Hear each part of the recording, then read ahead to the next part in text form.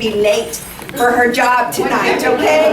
So They're not going to wait for me. they won't wait for her, so, okay? So please help me welcome Estela Casas. I've known Norma for a few years now because she was gracious enough to submit some of my stories for contest for the School Bell Award, and I have several school bells in my office, and one of my producers took one away, and she uses it to get everybody's attention during meetings. So the bells are like this big. And so I appreciate that, her submitting these stories for Estela's Escuelas, and I hope you all have watched Estela's Escuelas once in a while. This was a concept from somebody in Dallas. Hello. I don't know why we didn't come up with that. But Estela's Escuelas, and I remember when the program started a few years ago, and my boss said, oh yeah, we want to do controversial stories on the school board and on this, and then I said, no.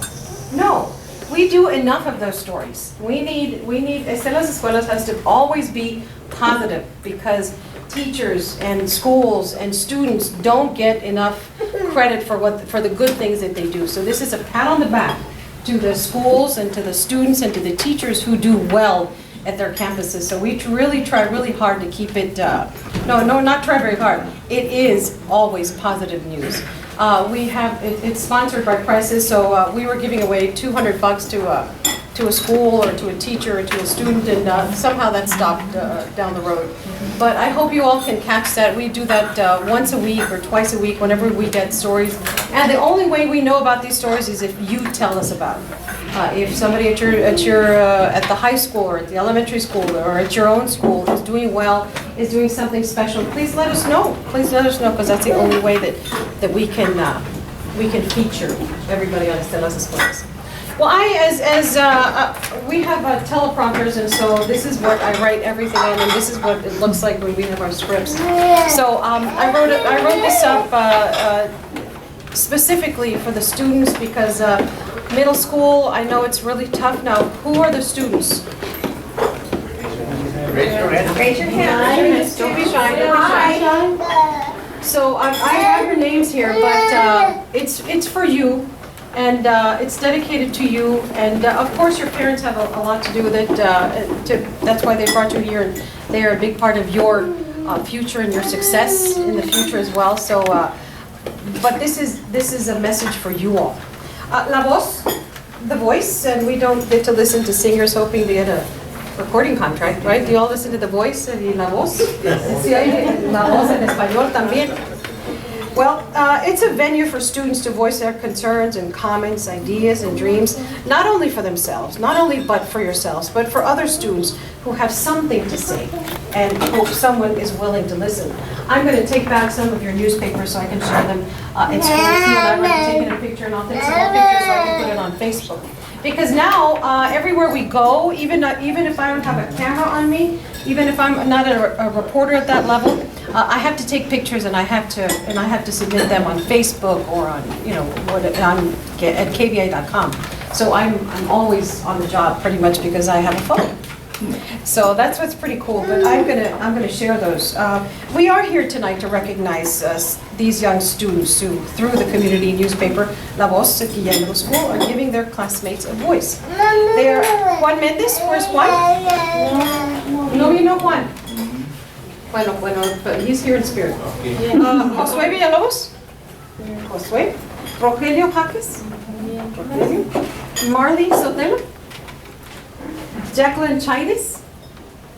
Aaron Luna. Tampoco vino. Vamos a poner una falta. Jocelyn Renteria. Tampoco. And Lizzie Bravo. Yes.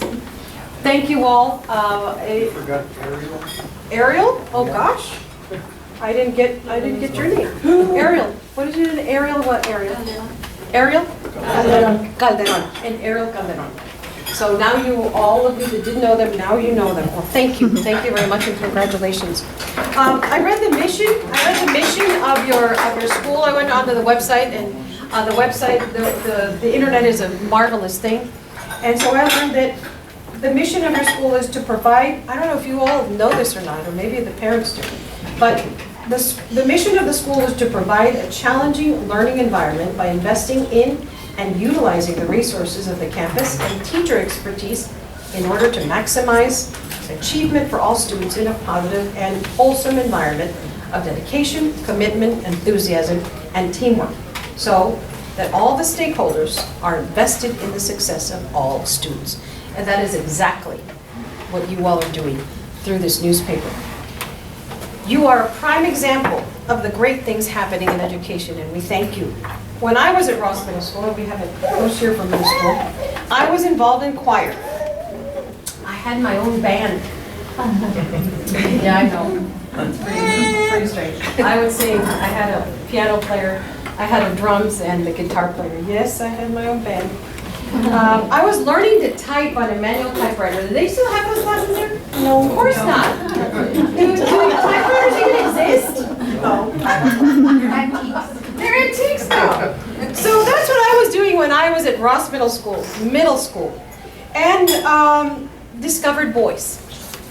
So I was involved in student council, sure, and I got second place in the 8th grade talent contest. Yeah. So I was singing and not writing copy like all of you. I didn't get involved in the school newspaper, not even at Burgess High School. I graduated from Burgess High School. Again, my dream was to become a singer. So that's what I thought, that's all I thought about, and that's all I did. So growing up, I too faced all the challenges that some of you are probably facing it through, that you're going through, and maybe that's why some of the kids aren't here. My parents didn't speak English. They only went to school until the 6th grade in Mexico. They were from Parral, Mexico. And we didn't have money to do a lot of things, but since I had too much older brothers, I have too much older brothers, they were working and provided a lot of the finer things in life for me and my parents. Because of them, I got to travel and even dream of leaving El Paso to pursue higher education. So my older brother, Fernando, he took me to several campuses to audition for singing scholarships. Remember, that's what I wanted to do. I wanted to grow up and be a singer. I was offered several scholarships, and I decided on a 4-year full scholarship to Arizona State University in Tempe, right outside of Phoenix, in Phoenix, really. So I went away for a semester, and I realized I didn't want to sing classical music. I gave up a 4-year scholarship, and didn't know that ASU has one of the best journalism schools in the country. But I wasn't thinking about that. I wanted to be a singer, and I miss my family. I still realized my dream of singing professionally in Mexico, so I got to live that dream. But that dream ended right away when I realized that I wasn't hungry enough to make sacrifices necessary to become a professional singer and an entertainer. So I came back home kind of disillusioned, kind of sad, but quick reality check. And I enrolled at UTEP as a TV production major, which was behind the camera, behind the scenes, punching the buttons in a production room. So somehow I quickly found myself in front of the camera. I had been singing in front of the camera, so I had some kind of exposure and some kind of experience in front of a camera singing. So, oh shoot, I skipped a page. Okay. So, no I didn't. Ya no veo. So, yes, here I am. So I found myself in front of the camera, and it took me 25 years to earn my degree from UTEP.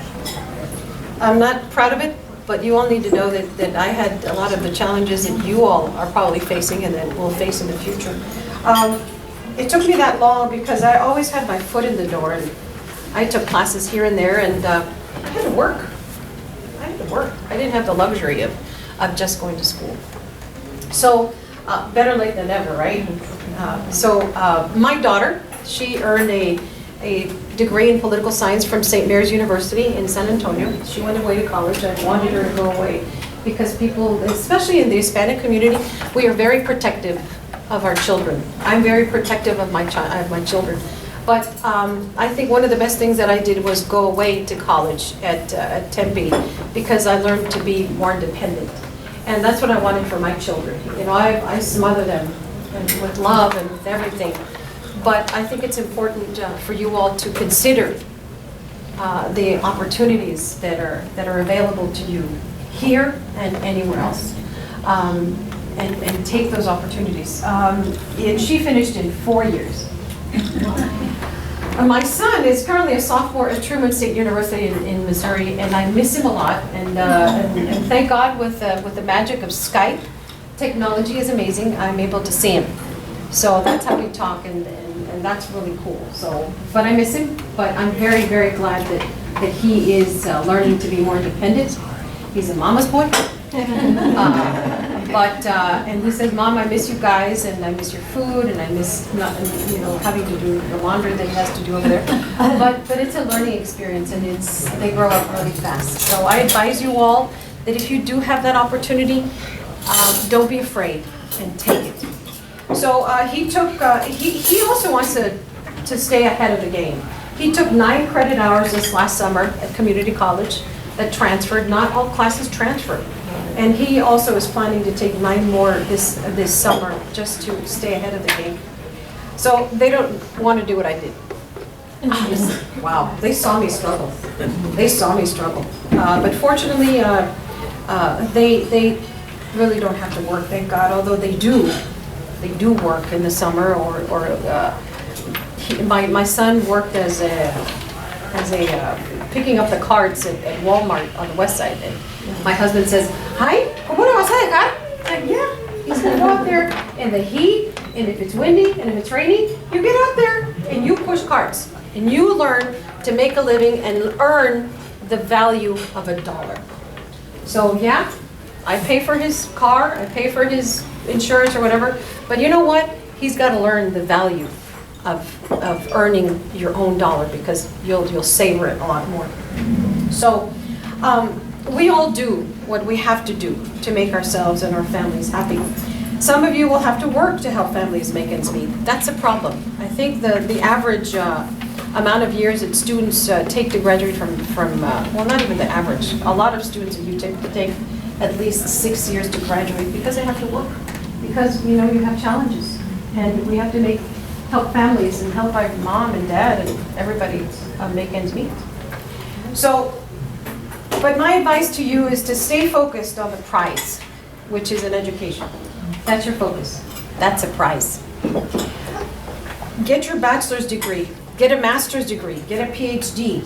I'm going back to school in January.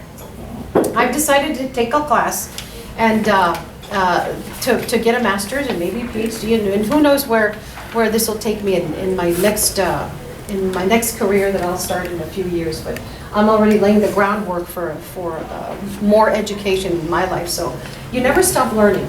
I never stop learning. I learned something new today. I have some new recipes that I'm going to take home. So I think it's very important for you all to realize that somebody always be available and open ears and open heart to the things that people tell you, because they're going to help you grow, and they're going to teach you a lesson down the road. You learn something from everyone around you.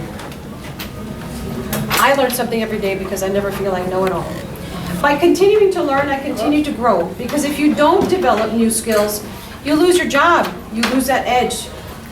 You are on the path to success, but the road is long and hard, and you'll soon find that out when you go to high school. And middle school is very challenging, so I know what you're going through.